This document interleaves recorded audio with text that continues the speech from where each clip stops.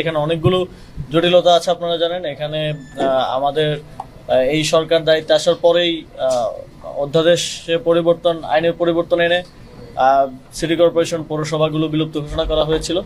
এবং তারপরে এখানে অনেকগুলো আইনি জটিলতা আছে, সেগুলো আমরা আইন মন্ত্রণালয় থেকে জানতে চেয়েছি যে কি কি ধরনের আইনি জটিলতা আছে কিংবা আছে কিনা।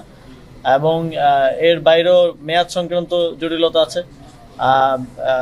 এর বাইরে আবার আমরা একটা লিগ্যাল নোটিশ পেয়েছি এবং আমাদেরকে বিবাদী করে রিটও করা হয়েছে যাতে শপথ গ্রহণ করতে না দেওয়া হয়। আমরা যতদূর জানি সেটা বিচারাধীন আছে। তো এই সকল ধরনের জটিলতা নিরসন না করে আমরা কোনো সিদ্ধান্তে আসলে যেতে পারছি না।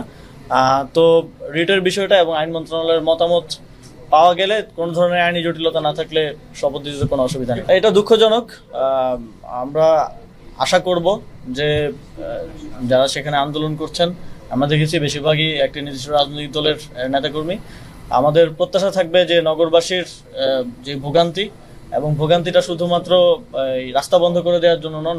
আপনারা জানেন যে অনেক রেগুলার অ্যাক্টিভিটিস, রেগুলার কাজ আছে সিটি কর্পোরেশনের, সেগুলো এক ধরনের স্থবিরতা হয়ে আছে।